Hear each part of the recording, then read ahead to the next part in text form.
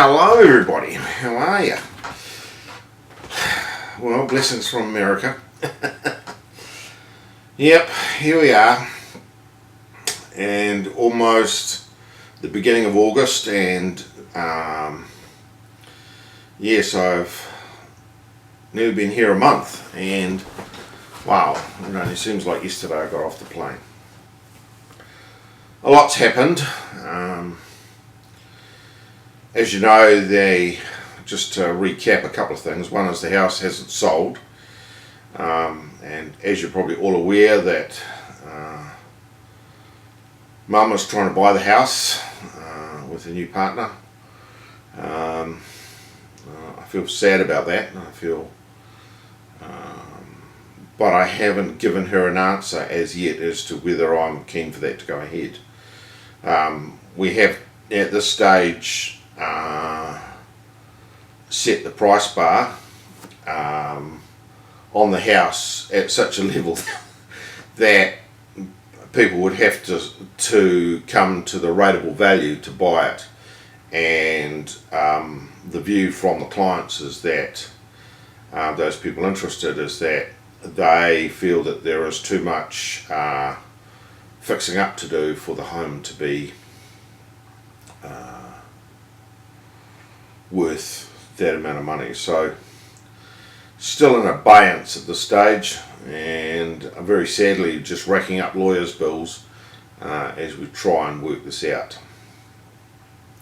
So that's at that particular level. What's happening in America? I have just completed 3 conferences. Each year at Franciscan University, they have a summer conference season where they do adult and youth conferences. They have reached out and touched 50,000 people in America through conferences. In other words, 50,000 people have attended conferences that have been run by Franciscan. The majority of those have been youth conferences. 5 here were run on campus. They ran different Franciscan University conferences in California, I believe, in the southern part of the States as well. And they were very successful, and they were very pleased about that. So that was good. I attended 3 adult conferences. The Bosco Conference, which is a conference based around catechetics, and I was the photographer for that one. And that was very interesting. There were some good speakers. The next conference was a Biblical Studies Conference. And this third conference, which was the far bigger conference, was called Defending the Faith. I've heard some great speakers, and I'm going to be posting when I can get hold of either video or audio feeds. There's a couple of the talks. And not to put too fine a point on it, one of them was a nun. Her name was Sister Miriam, and she was adopted, and her story, and I think Maria and Aaron, you could gain something from listening to that and dealing with Micaiah and seeing where this woman has ended up today. It's quite amazing. During the photography of these conferences, I've been paid, which has been lovely. Although the pay over here is not very big, so it's no massive income. Definitely not Donald Trump's salary. But I'd like to bring you up to date what happened at Defending the Faith conference.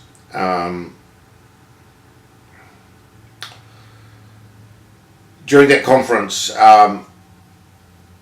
a priest was introduced, Father Victor Roche, and he was an attendant to the conference, just a participant in the conference, and he was from Papua New Guinea. And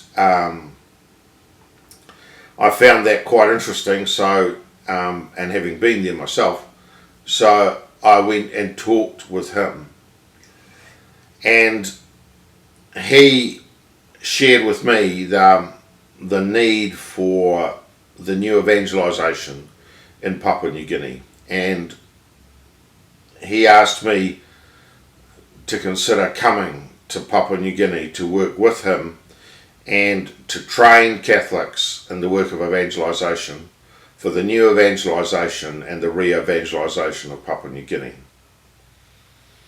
Pretty exciting challenge, but definitely a challenge. To date, the conversations have been this, and the outcome so far is that this priest is going to be in America for another 2 months, and I'm going to join him in a place called Madison, which is 3 hours north of Chicago, and we're going to speak about the work in Papua New Guinea. That seems that seems pretty interesting, considering I still haven't made a decision yet on what's going to happen, although not sure what else to do at this point in time, and it seems to be what God is saying.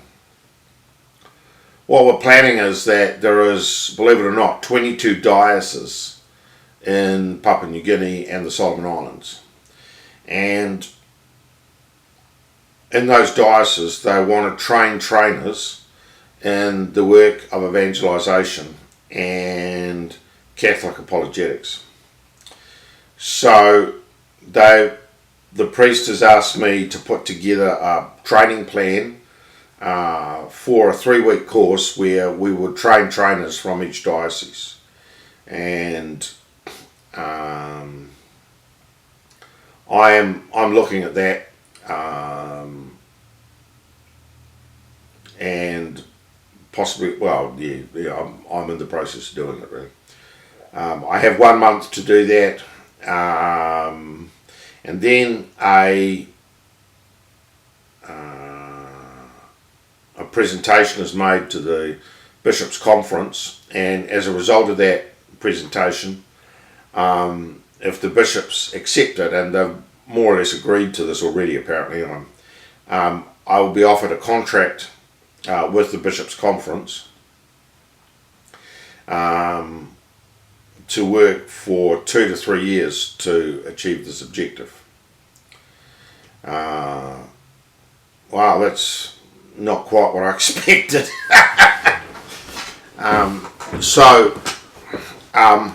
Obviously contingent on a few things.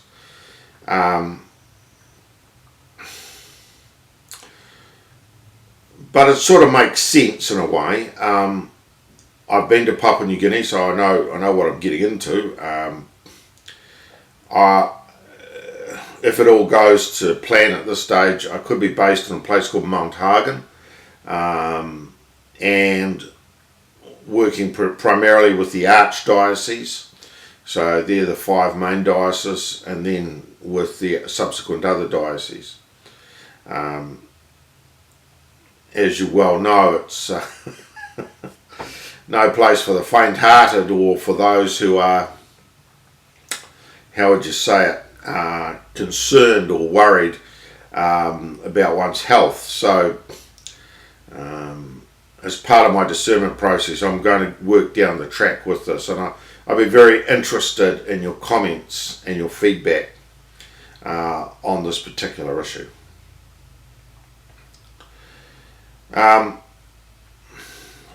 So please pray for me. I seem to, I mentioned to the priest, I'm separated, and I told him all about you people, and he was very excited about that, and he was very blessed that we have such a lovely family. It's just we don't seem to have a mother attached to it at the moment. And he felt that was a good thing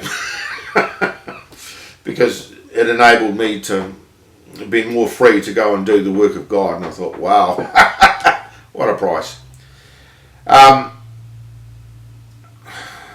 So there's some of my thoughts and my feelings. As I said before, please contact me on that.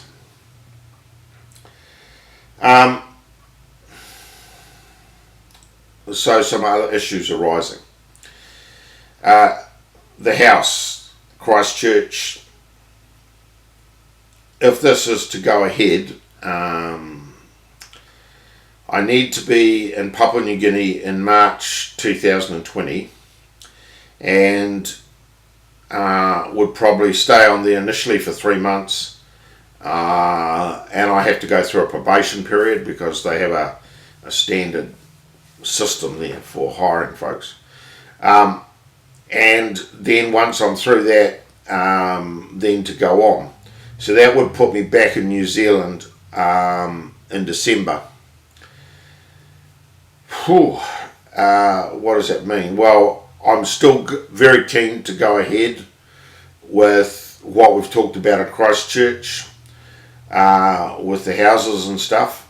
I'd like us in some way to put that together.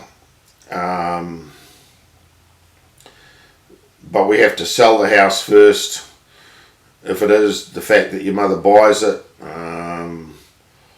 well, so be it. But we have to move. We have to continue living and doing our stuff.